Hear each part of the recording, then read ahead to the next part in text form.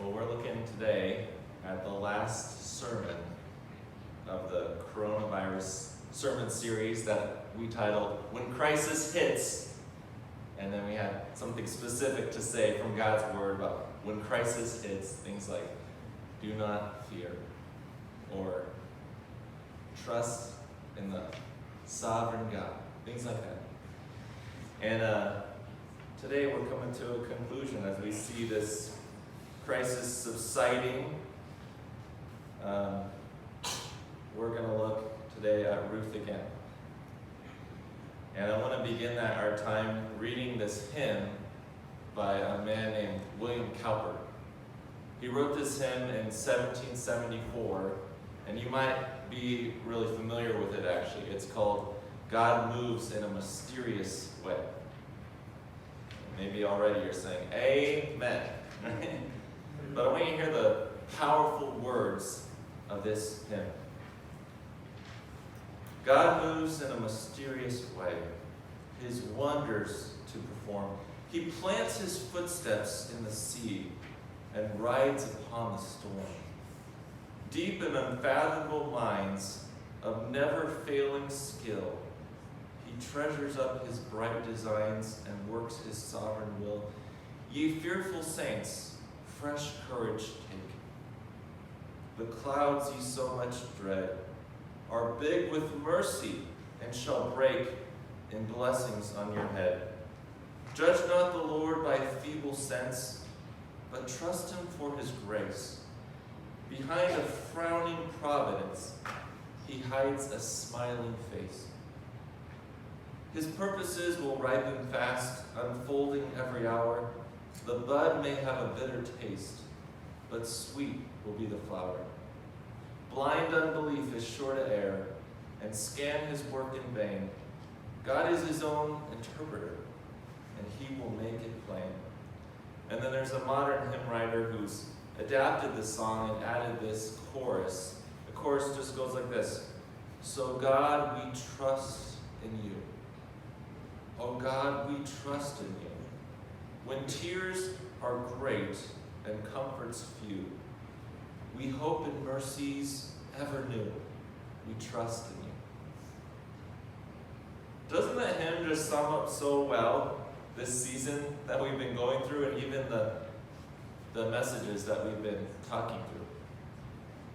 Courage in the midst of fear, the need to trust God with unknowns, the need to be made right with God, the church mobilized to meet needs, and the hope that we have as children of God. I mean, it's all in there. But it does add a key word that maybe we haven't addressed so far, and that word is providence. Providence.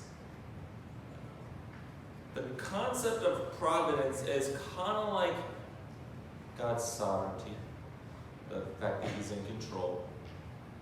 But it's a little bit different. It's kind of like his goodness, but it's a little bit different than that. God's providence is God's governing or governance of all creation and circumstances so that they produce ultimate provision and protection for his intended recipients. If we really understood this doctrine, it would change everything about the way that we approach a crisis. Instead of something being out of control, to think that it was actually designed and sent our way for our good.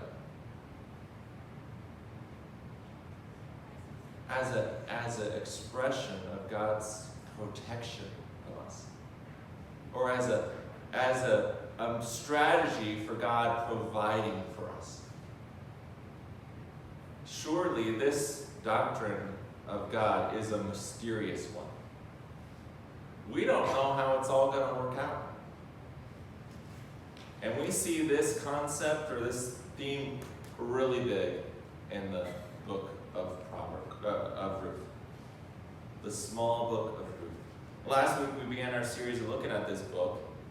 It's a really familiar story, right? We've read it along many times. But it's so remarkably similar to the story that we're working through in our world with this global pandemic, right? Just like the book of Ruth, our situation has a crisis that leads to extreme economic ruin for some. It leads to death for some, death of family members. And the crisis has led many people to lose hope in the future. In some ways, we might think of the book of Ruth as the Old Testament story of the prodigal son. Only in this prodigal son story, the prodigal returning has not prepared a speech of humiliation, but one of lamentation. Her account sounds maybe something like this. Why am I in this mess? I did everything right. My husband wanted to move to Moab, and I agreed, and I went along with it. I supported him, even when he died. I supported my sons who took wives that, at the time, maybe I didn't approve of, and they died. Why am I in this mess? I'm penniless and alone. Got it? Naomi, unlike the prodigal son, though, is not immediately recognized. Remember the prodigal son story? The son is recognized from a far way off. When Naomi shows up to town, who is this lady? No one even recognizes her. No one's looking out on the horizon for her. When she returns, there's no party, no celebration. There's no killing of the fatted calf or a great week-long feast. When she gets back and settles in, it's a pretty dismal scene. She's got two big problems. Number one is she has no realistic hope for financial support. She's all on her own, or so it seems. And the second is her husband's dead, her sons are dead. There is no hope of an heir to continue her family. It's done with her. All the generations leading up to her, she's the last link in the chain. Were it not for the rest of the story, if you just stopped in chapter 1, I mean, you would just be so discouraged and depressed, really, right? You might start to wonder about God. Does he really care? Is he even paying attention? And can he actually do anything about this calamity? You know, providence would not be a sweet doctrine to us unless it also applied to negative circumstances. You know this. When life is going so well, at every bend in the corner, just something good happens. You don't need an encouragement that God is working through all creation and circumstances in order to provide for you and protect you. You'd be like, yeah, that's nice. It's when things are not going well that this truth is so precious to you. So I want to look at how do we see this doctrine of God in the book of Ruth. And as we look at the very familiar story, I just want to answer this question so that our faith in the Lord will be strengthened. And that it will even be accompanied by a sense of wonder. You know, we're not out of this COVID-19 season. And last week I was saying we're in a new crisis. What do we do about the unrest in our nation? We're not out of the woods. There's still going to be consequences and circumstances that arise related to all of this. But it makes such a difference to know that God is providentially providing and protecting us. And he did it to Nomi. The God of Nomi is doing it. Something that will help our telling of this story is for you to understand this. The main characters of the book of Ruth are God and Nomi. But interestingly, they don't have the starring roles of the drama. So the story is essentially about them, but Boaz and Ruth get the spotlight. Once you understand that, you'll understand how it's all coming together. Okay? So I want to look at 3 ways that God shows his providence in the book of Ruth. And all I'm going to do is I'm going to show you these 3 observations, and then we are going to read the chapters 2 to 4. And part of that is just so you can hear this beautiful story again. And also because we're in the season of Shavuot, of Pentecost, and it's a tradition to read it. Okay? So let me just point out a few things. I know that you're familiar with the story, so that's why I think you can grasp onto these points I'm making. As soon as we turn the pages from chapter 1 to chapter 2, suddenly everything starts to improve, but very slowly. And I want to say that God shows his providence through the person of Ruth. Last week, we saw this already beginning because Ruth's extreme loyalty and devotion, right? She says, where you go, I will go. Where you live, I will live. Where you die, I will die. Your God will be my God. Your people, right? This extreme devotion. That's part of God's providential work, that he chose this person to become part of the story. I mean, we might even stretch it back and to see that God was actually working towards this situation when he allowed Naomi's son, Machlon, to choose Ruth. Right? Did he know that she would turn out to be such a superstar? I mean, she really is like the best pick at a sports draft. You know, right? Like Major League Baseball or the NFL, NHL, every year they get to pick their new players, right? And the contest is, they all know that these players are going to turn into something. Some of them are going to turn into a Michael Jordan, or a Wayne Gretzky, or a Kobe Bryant. Okay? And some of them are going to turn into the players that you've never heard of. Okay? Because they don't amount to anything. And you never really know who's going to be who. Sometimes you get good clues because they were amazing high school players or college players. And so you think, wow, and that doesn't always work out. Sometimes it's the complete opposite. Ruth turns out to be a superstar of a woman. And the way that the Bible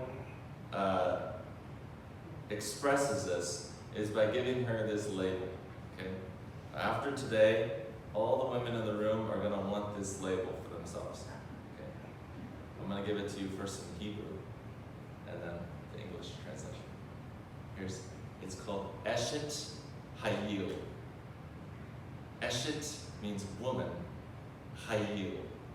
Hayil, it means something of worthiness or valor.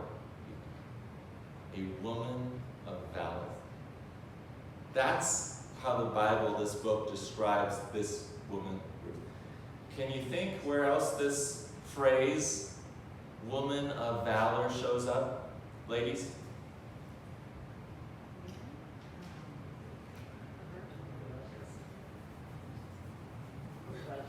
Esther? Does Esther? In the Proverbs? The Proverbs 31 woman. Right? A woman of valor, who can find? Her worth is far more than rubies. Right? And it goes on to describe this amazing woman. That is the same label as given to Ruth. And she proves it in this book. She is someone who takes initiative. She goes to work to provide for herself and Naomi. She listens and heeds wise counsel from both her mother-in-law and from Boaz. She works diligently. She's said to be impressing the supervisor of the reapers because he notices how hard she's working and how long she stays at it. He notices that she stays one day the whole day. He also notices that she's got a hard job because at the beginning of it, what her work entails is going up and picking up all the scraps. Right? So if you've had a garden ever, you know there's a certain point at which you go out there and you just pick all of them. And then after that, maybe there's a few that show up. Let's say strawberries. Okay, you're getting towards the end of the season. All those strawberry plants are full. You go out there and you just collect them all. After that, maybe one or two will show up. They're hard to find. They're covered by the leaf. What's Ruth doing? She is going behind the reapers, trying to collect the scraps. She's doing this all day long. Back-breaking work. She stays at it. Right? She's a superstar. She's an Eshet Hayil. And God puts her in this situation as part of his providential protection and provision. Ultimately, the book is focused on Naomi, the mother-in-law. Number 2, God shows his providence through the person of Boaz. Boaz is introduced to us as also a mighty man of valor. He is a Ish Hayil. Got it? So you got a Eshet Hayil, meaning a Ish Hayil. Right? This is like the quarterback and the captain of the cheerleaders, right? Getting together. Right? These are superstar people. Boaz is one of the few people that has the means and position to both redeem the property and also marry Ruth and to redeem Naomi's family from the tragedy that's gone through. Boaz is presented as a good man who's kind to his staff, his workers. He comes along and blesses their efforts in the field.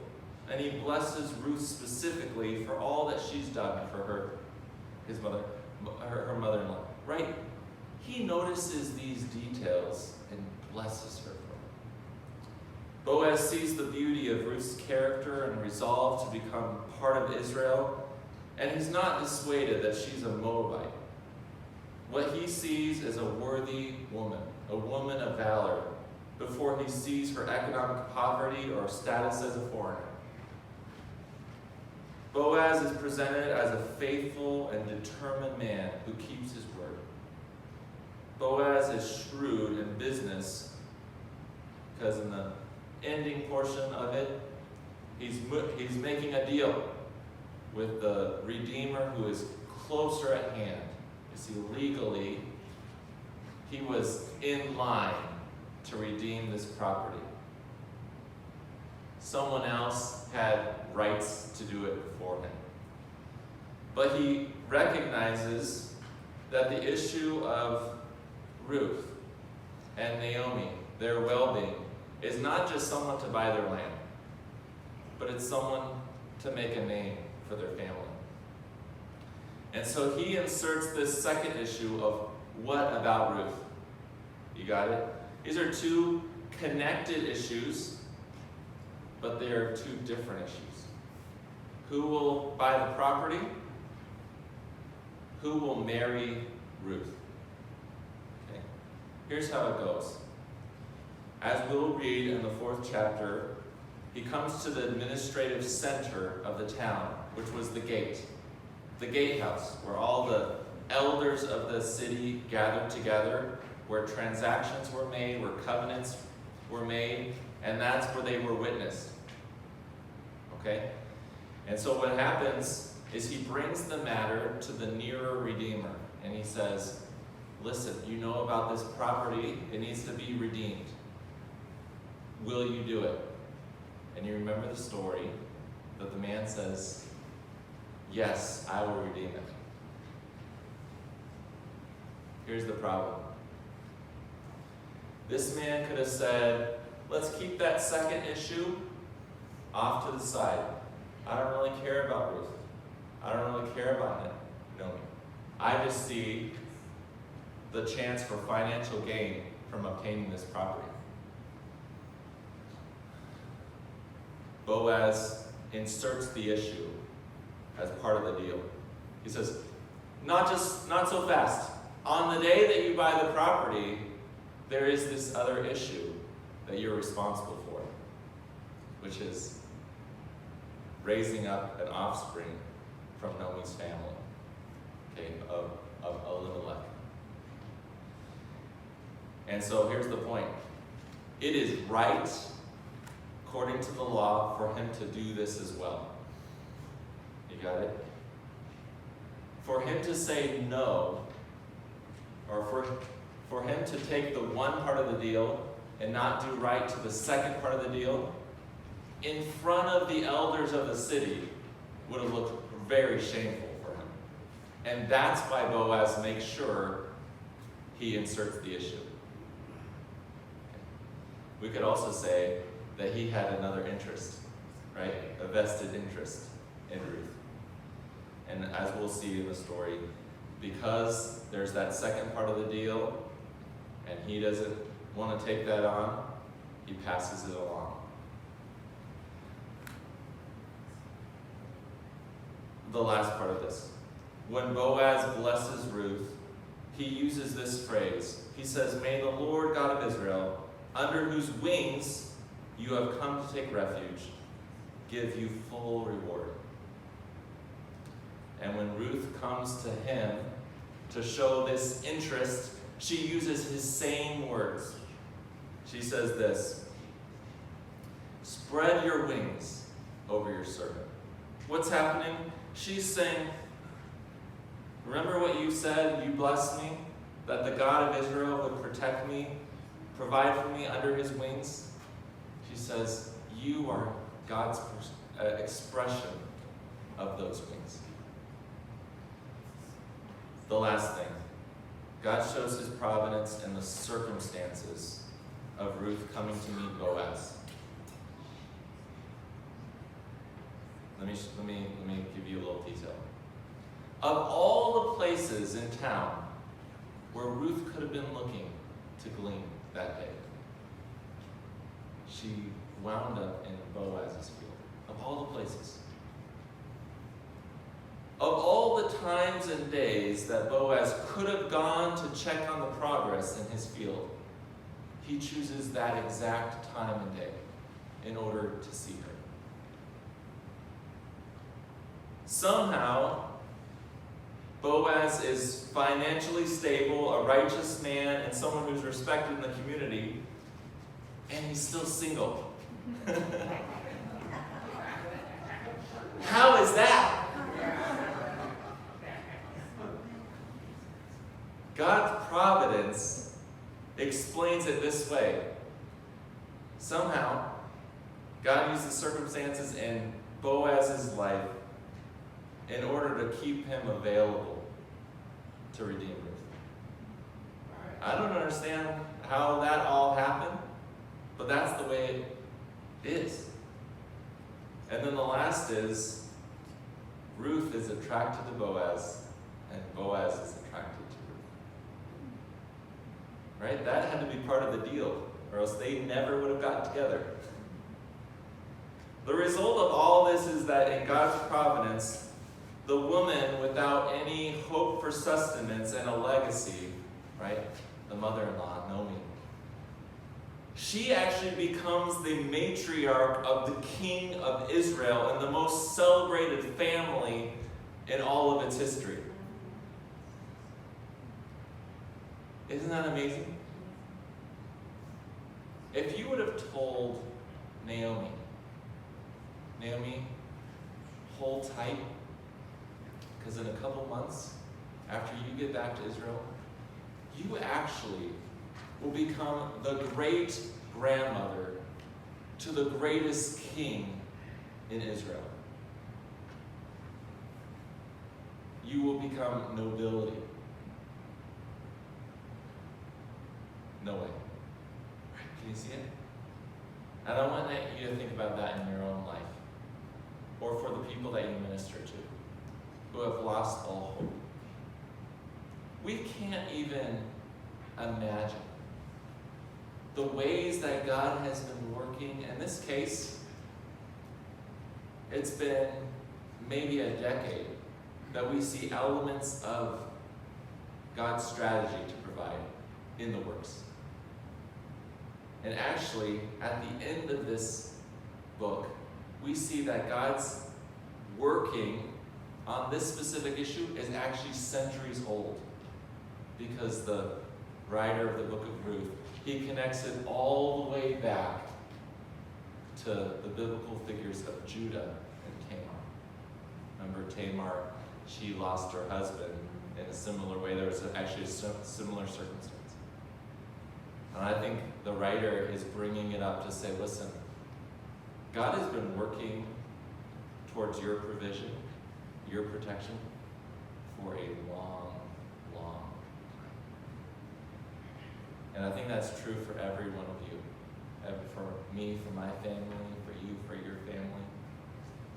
But you know, can it be so hard to actually believe that's true when the circumstances are so difficult?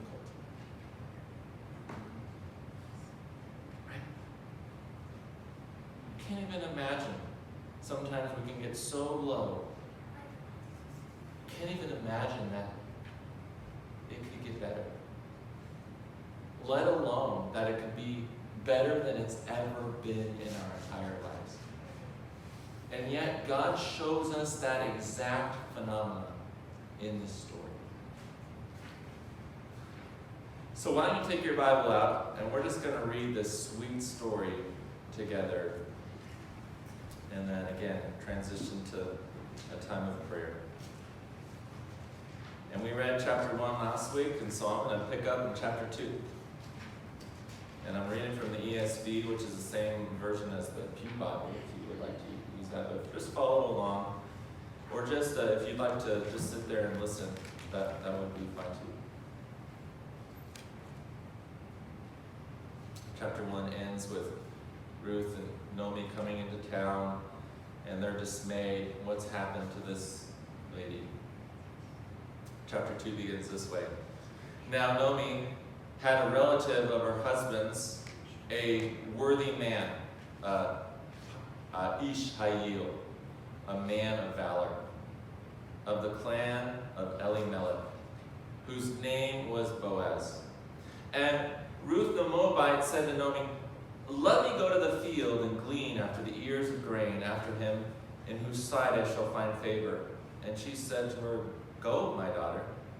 So she set out and went and gleaned in the field after the reapers. And she happened to come to the part of the field belonging to Boaz, who was of the clan of Elimelech. That's the husband of Naomi, former husband. And behold, Boaz came from Bethlehem, and he said to the reapers, "The Lord be with you." Then they answered, "The Lord bless you." Then Boaz said to his young man, who was in charge of the reapers, "Whose young woman is this?" And the servant who was in charge of the reapers answered, "She is the young Moabite woman, who came back with Naomi from the country of Moab." She said, "Please let me glean and gather among the sheaves after the reapers." So she came, and she has continued from early morning until now, except for a short rest. And then Boaz said to Ruth, "Now listen, my daughter, do not go to glean in another field or leave this one, but keep close to my young women." Let your eyes be on the field that they are reaping, and go after them. Have I not charged the young men not to touch you? And when you are thirsty, go to the vessels and drink what the young men have drawn. You see that picture of provision and protection? And then she fell on her face, bowing to the ground, and said to him, Why have I found favor in your eyes, that you should take notice of me, since I am a foreigner? But Boaz answered her, All that you have done for your mother-in-law since the death of your husband has been fully told to me, and how you left your father and mother and your native land and came to a people that you did not know before. The Lord repay you for what you have done, and a full reward be given to you by the Lord, the God of Israel, under whose wings you have come to take refuge. And then she said, I have found favor in your eyes, my Lord, for you have comforted me and spoken kindly to your servant, though I am not one of your servants. And at mealtime, Boaz said to her, Come here and eat some bread and dip your morsel in the wine. So she sat beside the reapers, and he passed to her roasted grain, and she ate until she was satisfied. And then she had even some left over. When she rose to glean, Boaz instructed his young men, saying, Let her glean even among the sheaves, and do not reproach her. So no more scraps anymore. Just let her go wherever she wants. And also pull out some from the bundles, some that you've already picked up. Just leave them behind for her to pick up.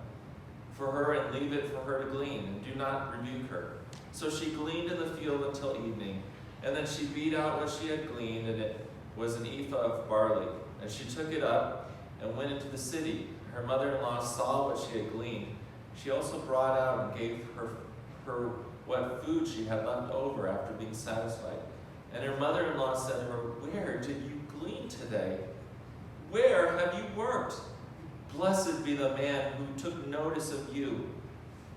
So she told her mother-in-law with whom she had worked, and said, The man's name with whom I work today is Boaz. And Naomi said to her daughter-in-law, May he be blessed by the Lord, whose kindness has not forsaken the living or the dead. Naomi also said to her, The man is a close relative of ours, one of the redeemers. And Ruth the Moabite said, Besides, he said to me, You shall keep close by my young men until they have finished all my harvest. And Naomi said to Ruth, her daughter-in-law, It is good, my daughter, that you go out with his young women, lest in another field you be assaulted. So she kept close to the young women of Boaz, gleaning until the end of the barley and the wheat harvests. And she lived with her mother-in-law. And then Naomi, her mother-in-law, said to her, My daughter, should I not seek rest for you, that it may be well with you? Is not Boaz our relative, with whose young women you were? See, he's winnowing barley tonight at the threshing floor. Wash therefore and anoint yourself, and put on the cloak, and go down to the threshing floor, but do not make yourself known to the man until he has finished eating and drinking. But when he lies down, observe the place where he goes, and then go and uncover his feet, and lie down, and he will tell you what to do. There's a lot of mystery about what's going on. We might say simply that there might be some customs going on, but it might also be a strategy to get him to wake up. Okay, I'll just say it as that. And she replied, All that you say, I will do. So she went down to the threshing floor and did just as her mother-in-law had commanded her. And when Boaz had eaten and drunk, and his heart was merry, he went to lie down at the end of the heap of grain. And then she came softly and covered his feet and lay down. At midnight the man was startled and turned over, and behold, a woman lay at his feet. And he said, Who are you?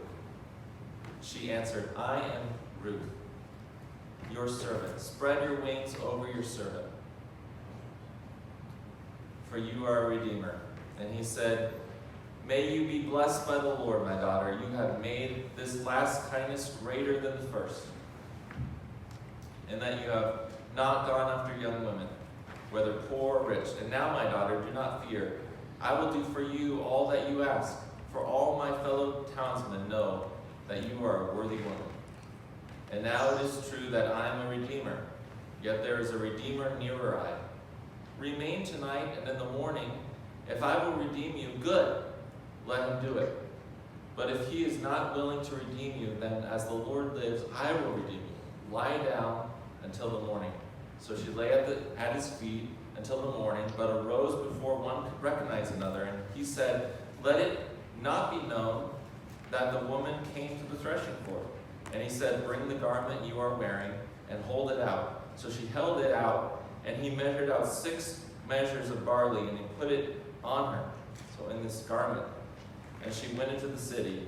And when she came to her mother-in-law, she said, how did you fare, my daughter? And then she told her all that the man had done for her, saying, these 6 measures of barley he gave to me, for he said, you must not go back empty-handed to your mother-in-law. And she replied, wait, my daughter, until you learn how the matter turns out, for the man will not rest, but will settle the matter today. All right? So see it, how it's all gone? He's met this woman, he's been impressed. Chapter 3 was all about the scene at the threshing floor, and chapter 4 is all about the redemption. So now Boaz had gone up to the gate and sat down there. Remember, this is the administrative center of town. And behold, the Redeemer of whom Boaz had spoken came by. So Boaz said, turn aside, friend, sit down here. And he turned aside and sat down, and he took 10 men of the elders of the city and said, sit down here. So they sat down. And then he said to the Redeemer, Nomi, who has come back from the country of Moab, is selling the parcel of land that belonged to our relative Elimelech. So I thought I would tell you of it and say, buy it in the presence of those sitting here and in the presence of the elders of the people. If you will redeem it, redeem it. But if you will not, tell me that I may know, for there is no one besides you to redeem it, and I come after you. And he said, I will redeem it. But then Boaz said, the day that you buy the field, though, from the hand of Naomi, you also acquire Ruth the Moabite, the widow of the dead, in order to perpetuate the name of the dead in his inheritance. And then the Redeemer said, I cannot redeem it for myself, lest I impair my own inheritance. Take my right of redemption yourself, for I can't redeem it. Now, this was the custom in the former times in Israel concerning redeeming and exchanging to confirm a transaction. The one drew off his sandal and gave it to the other. So, I don't know if it looks something like this, right? Takes a sandal off. And this was the manner of attesting in Israel. So if you got my shoe, we got a deal. Right? The exchange has happened. Here's the proof. Got it? All right? And so he drew off his sandal, and then Boaz said to the elders of all the people, you are witnesses this day that I have bought from the hand of Naomi all that belonged to Elimelech, and all that belonged to Chilion and Machlon, and also Ruth the Moabite, the widow of Machlon, I have bought to be my wife, to perpetuate the name of the dead in his inheritance, that the name of the dead may not be cut off from among his brothers and from the gate of his native place. You are witnesses this day. And then all the people who were at the gate and the elders said, we are witnesses. May the Lord make the woman who is coming into your house like Rachel and Leah, who together built up the house of Israel. May you act worthily in Ephratah and be renowned in Bethlehem. And may your house be like the house of Perez, whom Tamar bore to Judah, because of the offspring that the Lord will give you by this young woman. So Boaz took Ruth, and she became his wife, and he went into her, and the Lord gave her conception, and she bore a son. And then the woman said to Naomi, blessed be the Lord, who has left you on this day without a redeemer, who has not left you this day without a redeemer. And may his name be renowned in Israel. He shall be to you a restorer of life and a nourisher of your old age. For your daughter-in-law who loves you, who is more to you than 7 sons, has given birth to him. And then Naomi took the child and laid him on her lap and became his nurse. And the women of the neighborhood gave him a name, saying, a son has been born to Naomi. And they named him Obed. which means servant. And he was the father of Jesse, who was the father of David. And so David was the great-grandson of Boaz, and Ruth the great-grandson of Naomi. And then it gives this final genealogy. Now, these are the generations of Perez. Perez, the son of Judah and Tamar. Perez fathered Hezron, and Hezron fathered Ram. Ram fathered Amminadab. Amminadab fathered Nahshon. Nahshon fathered Salmon. Salmon fathered Boaz, and Boaz fathered Obed. Obed fathered Jesse, and Jesse fathered David. The end. Right? So just a few points. God is working providentially through this crisis season for your ultimate provision and protection, even if it's not so clear. As the hymn went, that working might be mysterious. It might be hidden as deep as unfathomable minds. It might involve frightening storms. But behind a frowning providence, he hides his smiling face. Maybe you've been living your whole life in fear. Maybe you've convinced yourself that God, the reason why things bad happen in your life is because God is out to get you. Or maybe that he doesn't care anything about you and you're on your own to fend for yourself. And I want to tell you that those are lies produced by sin and the devil. And that God wants to rip you from those lies. And he wants to bring you to himself as a good, good father. And so I'm calling you today, Zoom or in this room. Would you call out those lies in your life if you believe them, if you've been believing them? That today that they're not going to be part of your future. And that you would actually want to come meet the one Redeemer in Jesus Christ who can actually cancel your sin and give you a future and a hope. And I just think practically this doctrine of the providence, it does this. It turns every day into an adventure. Can you imagine starting each day and thinking, what challenges is God going to take me through today? I can't wait to start the adventure. You know the way that you watch kids' movies, right? They always get themselves in peril, but you know, by the end of the 2 hours, everything's going to work out great. In your life, you know that God has the same working to provide and protect. How will God strengthen my faith today through what he brings along the way? How will God surprise me with his creative way to protect and to provide, even in ways that I cannot even imagine that I would see? It gives comfort when the way out of a situation does not immediately come. Right? We read the story in just a few minutes, but the story takes place at least over 10 years. That's a long time to lose hope. But if you know that 10 years down the road, God is going to resolve it with something amazing, and they're so convinced of it, that those 10 years might be lived a different way than without hope. And then last, it just helps you to interpret the bad things that happen, the calamity. They're not weapons of God against you.